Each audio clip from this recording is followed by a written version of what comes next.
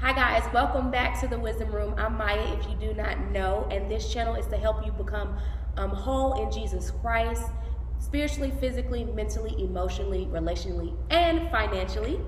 Today I am so excited because it's my first interview and I actually scheduled it.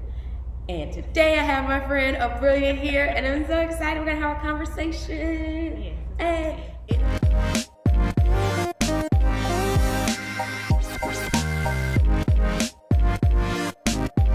It's my journey and your revelation. It's Wisdomroom TV. We're going to talk about friendship today. Building relationships, what it looks like to build relationships. Abrillia, introduce yourself and tell them what you do. Yeah, so my name is Abrillia Hamilton, and I am on Young Life staff. Young Life is an organization where we get to know kids from middle school, high school, and college age, and we want to be the gap between home life and school life, and also mentorship and them coming to potentially know Jesus Christ. And so there's just a lot of hanging out with kids, getting to know kids, showing up at basketball, football games, hanging out a lot at lunch, and we just kind of share Jesus.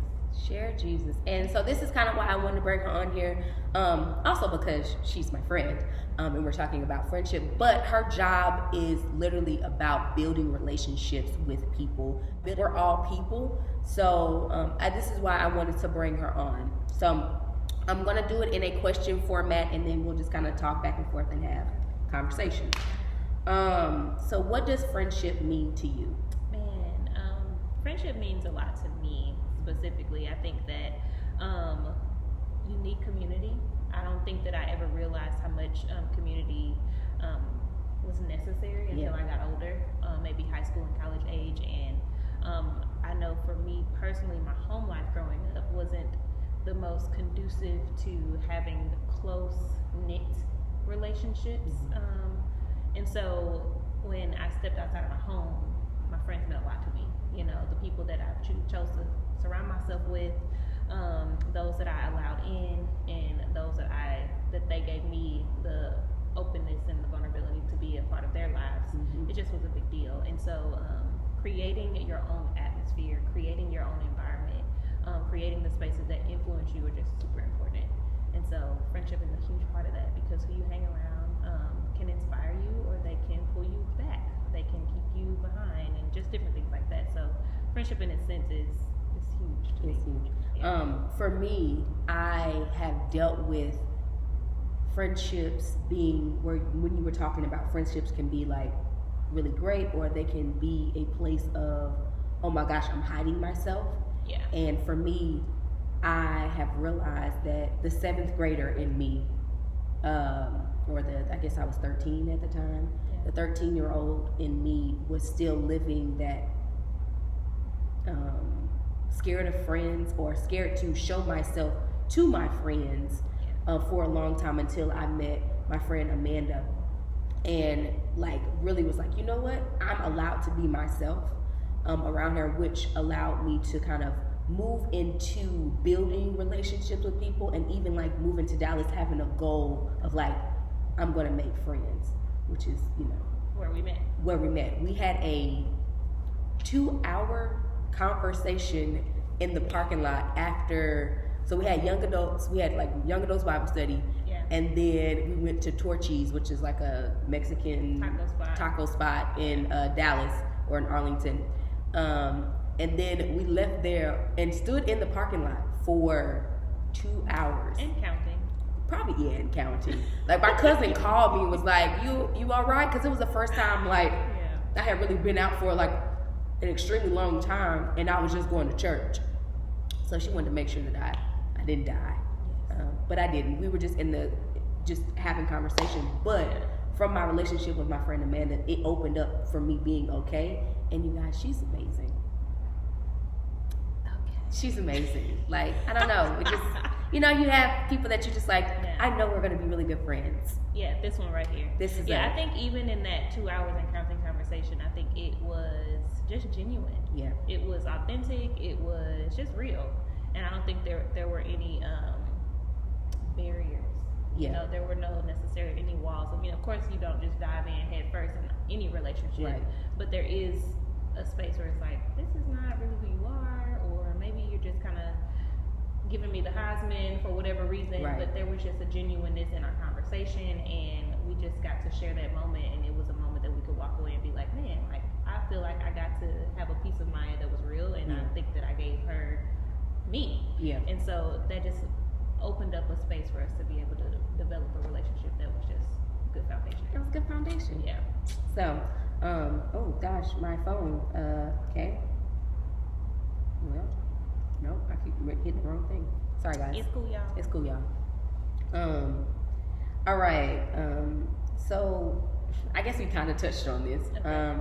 But I guess, like, how do you, I guess, think about your process of, like, building relationships with people. How do you build relationships with people? A big part of how I build relationships with people is, it's not specifically on consistency, but a lot of it is just showing up. You know, I think a big part of not just friendship and relationship building, but even just as a believer, like, you want to do life with people, or I would hope that you want to do life with people. And so you invite people into your world. Hey, I'm, you know, going to this event. Do you want to come? You know, it's not just this is a workplace friendship, or this is a church place friendship, or whatever the dynamic, the building or place that you interact with these people. But it's just inviting them into a space that you feel home at, you know? And so if I'm going to the grocery store, or if I'm having just whatever the thing is, like, being consistent in that, but also just inviting people into those spaces through consistency. Yeah. So, yeah, it's just, can I show up? Can I show up, and Can I I be inviting? And I've had to learn the portion of being inviting, only because, like, I can think back to times in high school where, you know, like, over the summer, like, you have your friends and you kicking with them, like, during the school year, summertime come around, Having a good time. and you kick it with, like, 2 people. But I realized that I was kicking it with 2 people because I wasn't necessarily, it was more than 2 people, but you have certain people that are actually close to you. You realize who, like, are actually your friends. But a portion of that for me was because I wasn't inviting. Like, I wasn't always like, hey, come with me to do this. Hey, you want to go do this? I was always expecting someone to invite me places. Instead of you doing the Instead of me doing the inviting. And it's not that we were any less friends. It's just that I have recognized that about myself. So one of the biggest things that I've learned is you have to be the friend that you want to see. That is huge, huge. And I think that a lot of people miss that. It's, if you want a friend, you have to be a friend. You know, and so sometimes there's this place where people sit in this unspoken expectancy of how they want their relationships to be, and it's like, but you have to reciprocate that, or sometimes you just have to initiate that in order to receive that, because people are not mind readers at all. You know. And so when it comes to just friendship and relationships, it's, I do have to put myself out on the line to be a part of this relationship, you know, or this friendship. So, and that's even relationships with your parents, and, like, relationships with siblings, like distant family members. Even when I speak to some of the high school students that I work with, it's like, okay, well, you are having this dilemma in this drama-filled moment because you felt like someone didn't do, or didn't say, or didn't speak to you for X reason. But it's like, did you share that moment with them, or did you vocalize it? Did you communicate it? Because it may be an unspoken expectation, and you have to be a friend and say, hey, I thought we were better than this, or not even in a drama-filled thing, but like, hey, I just was assuming this thing, but I didn't really say it. I want to make sure. Share it. So if you initiate those conversations, that only builds the relationship even better. And even in having those, this is something I said to someone, like, having those tough conversations are the things that bring you closer in friendship. I remember having a tough conversation with my best friends came down here and visited me, and we ended up going out. And I didn't really want to go out, but I wanted to show them Dallas. And we had this moment of tension of, like, it was a, like, rolling up the window, and then I end up like yelling at them, and they were like, "Oh, I didn't know it was like that serious. I didn't know it was that deep." Yeah. And later on, after we passed the moment, she called me, and we ended up having a conversation, and it literally has brought our relationship even closer. We call each other best friends. Like, I mean, it's like she's like my sister. But honestly, having that tough conversation is like, okay, this is a very real moment. This is a very transparent moment. And honestly saying, like, our relationship is that important for us to have that conversation. Exactly. And then it only shows you the people who want to fight for that relationship, because it is something that you share, and it may feel like confrontation. Maybe sometimes it's just gaining clarity. Yeah. You know, and that's something that people are like, oh, I don't want to say anything. I want to shake the boat. And it's like, no, sometimes you just need to call it what it is or gain clarity. Yeah. But in that space, it is people just don't want to have those hard conversations. But in sometimes those hard conversations, it just shows you who wants to fight for where y'all are together. The relationship that you're in, the friendship that you're in, whatever you want to call it. I'm making it odd in my mind to say that your friendship is a relationship, but it is. It is. It's a type of relationship. It's platonic. Yeah. It's platonic. So I kind of want to talk about like love languages and how that infuses in your relationships, and even like how you interact with the kids at your job, how you interact with your family, and I guess because we're talking about friendship, how you interact with your friends based on like your love language. So what is your love language? So my my number one is quality time. And then it kind of falls into a space. The last time I took the test was maybe like a year or so ago, but I think it kind of fall in my my second layer of being gifts and words of affirmation. Gotcha. Okay. Which I was kind of surprised by in both of those, but it kind of makes sense because I think in those words of affirmation and gifts, I think those are a little bit more of how I give love sometimes as well. And so I haven't done a whole bunch of thought on the giving versus receiving, but I do recognize that when I care about somebody, I'm like, oh, maybe I should do this, or I should say this, or I should, give them something that they really like, just because I care. Yeah. And so I've been able to recognize that about myself. So.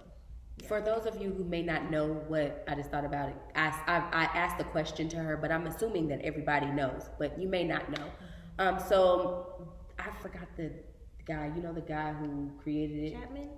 I think his name is Chapman. His last name might be Chapman. Maybe. But love languages, there are 5 different love languages that you can have. This quality time, words of affirmation, touch, gifts, and acts of service. And these are the way that you receive love. These are the 5 different ways that people typically receive love from people around them. So if you want to go look it up, I'll put it in the show links that, you can go and take the test to see what love language and how you receive love. And if you want to dive deeper, you can figure out like how you give love. Because I know one of my how I receive love is through acts of service. That's like my top, and then the next one after that is words of affirmation. My last one is quality time. However, I have so many friends that are quality time people. I've learned how to show love through quality time. Because people ask me like, you must be a quality time person. I'm like, no, that's actually not how I receive love. I mean, like, I love conversations, but sometimes quality time is not a conversation. It's just sitting in a room with somebody. And that's not how I receive love. You do something for me, and it sounds weird. Like, you do something for me, and we great. But you care. But and let me explain the whole you do something for me. It could be simply like, you brought me a sticker, and it was a sticker that I really, really wanted. That's an act of service. Or like my friend, let me stay the night at her house because I was tired. Act of service. Like, I know that you love me because you didn't want me to drive home because I was tired. Or, and I think even acts of service, sometimes people are like, oh, they want me to be like their servant in a way. And it's just like, no, like in acts of service, it could be the small things. It could be man, I knew that you wanted to take those clothes out of the dryer and you just didn't get around to it, and so you put them in the basket. Like, oh man, I knew that you were going to probably want some water that was, you know, not room temperature, so I put a couple bottled waters in the fridge for you, and they were going to be ready for you when you came home. Yo, that's it. And so just the small things of like, I knew this is something that you would have done and that I know that you're fully capable of doing, but I just wanted to go ahead and get ahead of that for you. And that's fine. And that's honestly how I also show love too. Like, if you ask me to do something, I got you. Because that's how I show love to people. Yeah. But how do you use love languages as a tool in your friendships? Yeah, I don't think it's anything that I ever step into maybe new relationships and say, hey, what's your love language? Yeah. Right off the bat. Right. But typically it does kind of come up in conversation. Some of my friends who I've been friends with for a while now, we kind of found out about love languages together. And so that was kind of cool. So it was like, oh, well, I know better how to meet you there. I know better how to serve you or to love you or whatever, and vice versa. But I think, I don't even know if it's just like a generational deal, but I think that as more of us evolve as who we are in people and we're growing into adulthood, we are also recognizing that some ways that we have, or our families have neglected emotional health or even just mental health. Is like, I want to know more about who I am, where I come from, and what makes me me. And also, as I do that, I want to also know that about the people that I surround myself with. And so love languages kind of falls into that space of like, I want to know a little bit more of what makes me you know. And so I think that's been a really cool thing. Everyone, of course, doesn't know about that. Right. But I think there's been a larger wave of it recently, and so it kind of can come up in conversation. So, yeah. I've tried to use it, for me, I've tried to use it as, though, like you said, not with new people, like what's your love language? Right. It's like, what if they don't know what it is? It's like, take the test. It's a bit harsh. It's a bit like abrupt and like, all right, back up, calm down. But like, understanding people and just putting it into practice on, okay, I know you like quality time, so I'm gonna come and spend time with you. I'm gonna come and just sit with you and hang out. And y'all, we have had days of like days, and they're not bad. Like, there was one time I told someone, I was like, the very first time that we had, like, when I say days, I mean like on a Saturday, 6, 7, 8 hours hanging out. Hey, just hanging out, and talking the whole time. We're not even actually like doing stuff. We might be eating. But no, they've been awesome. And the very first time we went to the vegan place. Yes, it's so vegan. It's so vegan. Shameless plug. Shameless plug. Go there. They don't know we're doing this, nor am I getting paid for it. But if you're in Dallas area, get you some It's So Vegan. But we were there. We got there in the middle of somebody's shift, or maybe at the beginning of her shift, and we were there till her shift was over. But for me, it felt like worship. And we were eating, but we were also like catching up, and we were also reading a book and like kind of discussing some of the chapters. And so, but it was sweet. It was, and it was the whole shift. It was. She's a quality time person. I'm a conversation person, so I will talk. Worked. It worked. Yeah. But no, just like the dynamic of our friendship and how. The other thing that I can say is like, I know this is like a God relationship. True. There are some relationships you just like, I know that this is a person that God has put in my life to just do life with. And I think a lot of times your friends are people that you're supposed to do life with. That's the community that you build around. So like when people say, I don't do people, I also would like to question, like, how is the balance of your life? Because we are naturally relational people. We want people in our lives. And when you don't want people in your lives, that might mean that you've had some torment in relationships, and there needs to be like healing to there's a trauma in there. There's a trauma in there. There needs to be some type of restoring restoration around building relationships with people. Because it's a beautiful thing. It's a wonderful. Yeah, and wonderful I also think even when there's a misconception of like being a people's person means that you have to be the ultimate socialite, or you have to be the like super social butterfly. And it's like, no, like everyone doesn't have to be in your inner circle at all times. Yeah. But there does have to be a space where you can respect people for who they are, that you can maybe just hold your own space, but not necessarily come off as rude or just disrespectful in the place of like, I don't do people. It's just me, man. And that can be a place of isolation. Yeah. And so, like you were saying, like that sometimes mirrors this trauma that may have happened somewhere. And it's like, no, you don't have to be the most popular person, but you can still also like people. Yeah. And Jesus was a people person. He still was selective. But he was selective, and he still had his time that he needed to go away. Yes. Talk with God, pray. It wasn't always I'm around people, and he wasn't trying to be the social light of everywhere. But he did have valuable relationships around him where he was feeding into them. And if they're around him, they were also feeding into him as, his human side of him. Yes. The God side of him knew everything, so don't really need no extraness. But him teaching them and feeding them and, molding them and being their leader. But he was a relational person. Yeah. So for people to say, I don't do people, I would also want to challenge you on like, are you stepping into being more like Christ? I guess that's how I would phrase it. Like, are you stepping into the best version of you and stepping into that wholeness that God wants you to be in? Because relationships are amazing. I don't really have any more questions. I think I got all my questions out.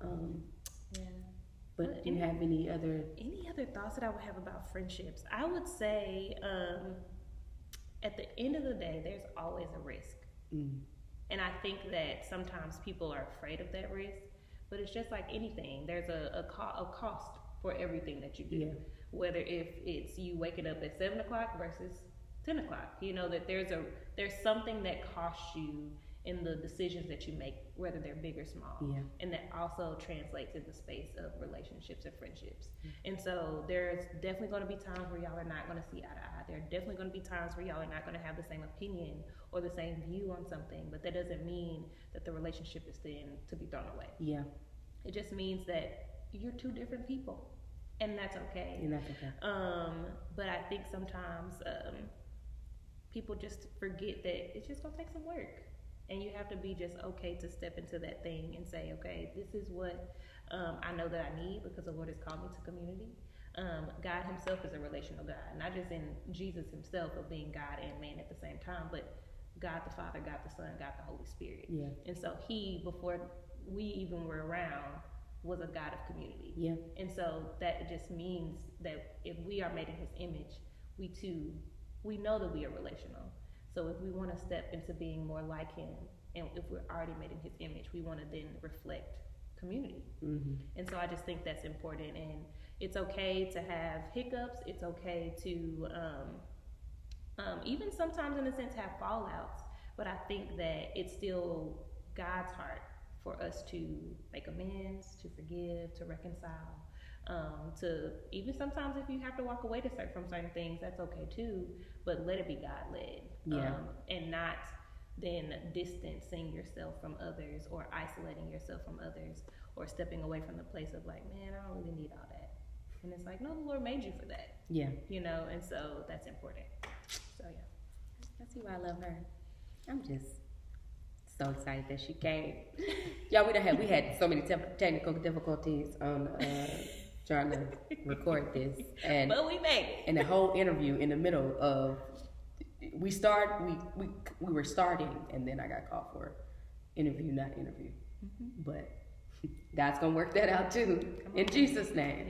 Yeah. But yeah, guys, thank you for coming, and thank you for coming. No problem. Anytime. Guys, thank you so much for coming to watch. If you want to get notifications for the videos, remember to click down there on the bell button. You will get notifications for our videos. Also, if you like this video, give it a thumbs up and please share with anyone that you think might benefit from this information. Remember that just as honey is sweet to the taste, wisdom is sweet to the soul. Now get out there and be great.